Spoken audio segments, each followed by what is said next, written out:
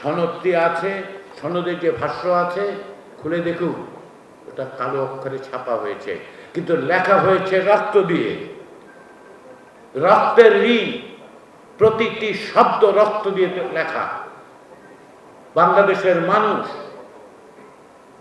যা রক্ত দিয়ে লিখে দিয়েছে আপনার হাতে, সেইটার বাস্তবায়নের ব্যাপারে আপনারা কথিত নিরপেক্ষতার প্রশ্ন তুলছেন। এটা তত্ত্বাবধায়ক সরকার নয়। আর রাজনৈতিক প্রশ্নে তো নিরপেক্ষতা অবশ্যই এই সরকার বহাল রেখেছে, কোনো দলের প্রতি তো পক্ষপাত দেখাচ্ছে না। সেই জন্যই নাগরিকদের বলুন, আপনাদের পক্ষ থেকে বলুন, আমাদের পক্ষ থেকে বলি, যে সাদা ব্যালটে মন খুলে ভোট দেন। প্রজাতন্ত্রের কর্মচারী হিসেবে আপনারা অবশ্যই ভোটার, এবং আপনাদের নিঃসন্দেহে রাজনৈতিক পক্ষপাত পছন্দ থাকবেই, থাকারই কথা। সাদা ভোটে আপনারা আপনাদের মতো করে দিন, নাগরিকদেরকে উৎসাহিত করুন যেন সাদা ব্যালটে তাদের রাজনৈতিক পছন্দ অনুযায়ী প্রার্থীদের নির্বাচন করেন। পাশাপাশি এটাও বলুন, গোলাপি ব্যালটে যা থাকবে সেটা হচ্ছে রাষ্ট্রটা আপনি ভবিষ্যতে কিভাবে সংস্কার করতে চান। সাদা ব্যালট তৈরি করবে কি? জাতীয় সংসদ তৈরি করবে 5 বছরের জন্য, আর গোলাপি ব্যালট রাষ্ট্র সংস্কারের পথরেখা তৈরি করে দেবে।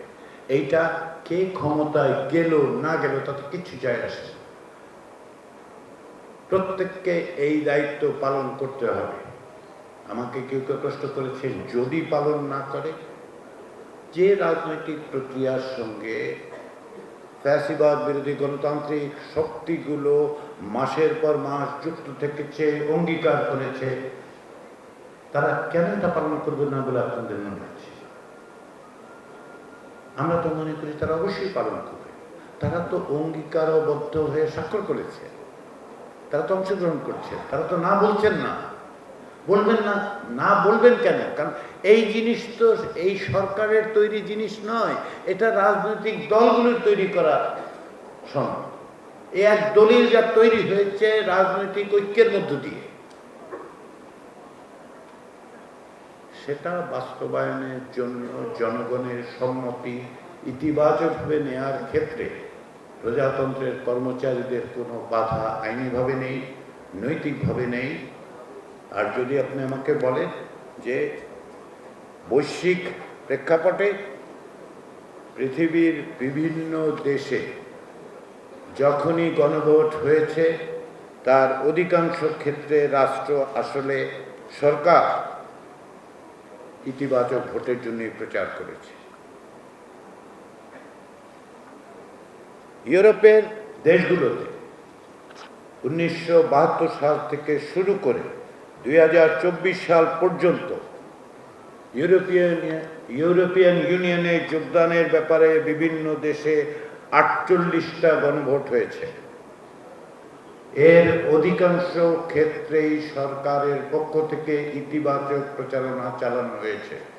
2016 সালের ব্রেক্সিট, আপনাদের নিশ্চয়ই মনে থাকবে, ব্রিটিশ প্রধানমন্ত্রী ডেভিড ক্যামেরন সুস্পষ্টভাবে হ্যাঁ ভোটের পক্ষে ছিলেন। আরো অনেক উদাহরণ দেওয়া যাবে। ফলে সরকার প্রধান বা সরকারের ইতিবাচকভাবে প্রচারণা চালানোর ক্ষেত্রে বাংলাদেশ সরকার, বাংলাদেশের বর্তমান অন্তর্বর্তী সরকার এবং তার প্রধান অধ্যাপক ইউনূস কোনো অবস্থাতেই এমন কিছু করছেন না যার কোনো আগের কোনো রকম ইতিহাস নেই। সর্বত্র অধিকাংশ ক্ষেত্রেই তাই হয়েছে। ফলে যদি আপনি আন্তর্জাতিক অভিজ্ঞতার কথা বলেন, নৈতিকতার জায়গা থেকে বলেন, আইনি দিক থেকে বলেন, আপনাদের সমস্ত কিছু দিক থেকে আপনাদের হ্যাঁ পক্ষে ইতিবাচক প্রচার করার ব্যাপারে কোনো রকম বাধা নেই। প্রশ্ন হচ্ছে, জনগণ কি না ভোট দিতে? অবশ্যই দিতে পারবে। যদি দিতে চান দিতে পারবেন, কিন্তু দিলে তার পরিণতি কি হবে? যদি আমরা ইতিবাচকভাবে রাষ্ট্রের সংস্কার করতে চায়, তাহলে রাজনৈতিক দলগুলোর সামনে যে দলিল আছে জনগণের সম্মতির মধ্য দিয়ে তার এক ধরনের বাধ্যবাধকতা তৈরি করা প্রয়োজন। যে কারণে ত্রয়োদশ যে সংসদ তৈরি হবে সেই সংসদ কেবলমাত্র জাতীয় সংসদ নয়।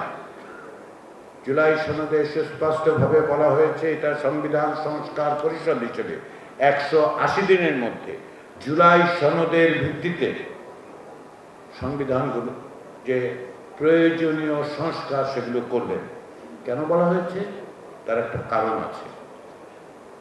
এটা সংবিধানের স্বাভাবিক সংশোধনী নয়, এটা সংবিধান সংস্কার করার প্রচেষ্টা, যাতে করে ভবিষ্যতে আদালতে এটা নিয়ে প্রশ্ন না ওঠে। সেই জন্য ত্রয়োদশ সংসদকে কিছু কনস্টিটিউয়েন্ট পাওয়ার দেওয়া হয়েছে।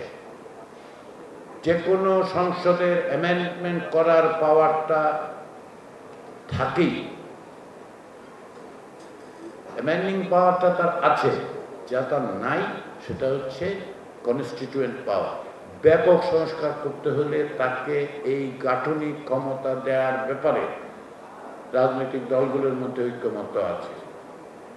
সেই কারণেই 80 দিনের মধ্যে তারা এগুলি সংস্কার করবেন, অন্তর্ভুক্ত করবেন এবং পাশাপাশি রাষ্ট্র পরিচালনার জন্য সরকার গঠন করবেন এবং সেই সরকারের প্রধানমন্ত্রী থাকবেন, মন্ত্রীরা থাকবেন, দেশ চালিত হবে। কিন্তু তাদের একটা অন্যতম কর্তব্য হচ্ছে, যদি গণভোটে হ্যাঁ বিজয়ী হয় তাহলে তার আলোকে নিশ্চিতভাবে এগুলোকে সংবিধানে অন্তর্ভুক্ত করা। ফলে এখন এ দায়িত্ব জনগণের উপর। অনেকে বলেন 30টা রাজনৈতিক দলের সাথে এতদিন আলোচনা করলেন, তারপরে আবার গণভোট কেন? গণভোট কারণ হচ্ছে 30টা রাজনৈতিক দল অনেকের প্রতিনিধিত্ব করেন, কিন্তু এমন লোক তো আছে বাংলাদেশে যারা রাজনৈতিক দল করেন না, তাদের বক্তব্য শুনতে হবে না, তাদের সম্মতির প্রয়োজন হবে না? অবশ্যই হবে। সে কারণেই এই গণভোট। আসুন, আমাদের চেষ্টাটা হবে ভবিষ্যতে যেন কোনো অবস্থাতে একজন রাশেদা বেগমকে অপেক্ষা করতে না হয়, তার সন্তানের শেষ দেহাবশেষটুকু খুঁজে পেতে, যেন এক ব্যক্তির ইচ্ছায় দেশ শাসিত না হয়,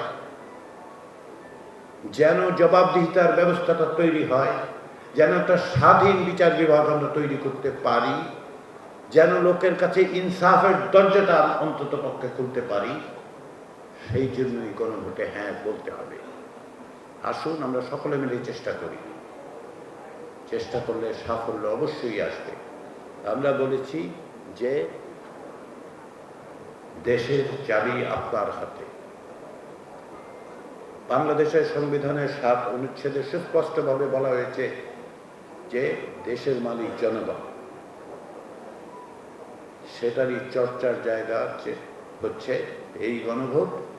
আসুন সকলে মিলে চেষ্টা করি, সাফল্য অর্জন নিঃসন্দেহ করা যাবে। নতুন বাংলাদেশ তৈরির যে সম্ভাবনা আমরা আমাদের জন্য উপস্থিত, তা অকস্মাৎ আসে না। অনেক রক্ত, অনেক প্রাণ, অনেক অত্যাচার, অনেক নিপীড়ন, অনেক পরিবারের হাহাকারের মধ্যে দিয়ে এসছে। আসুন সেই ঋণ স্বীকার করি, তাদের স্বপ্নকে বাস্তবায়ন করি। সবাইকে ধন্যবাদ।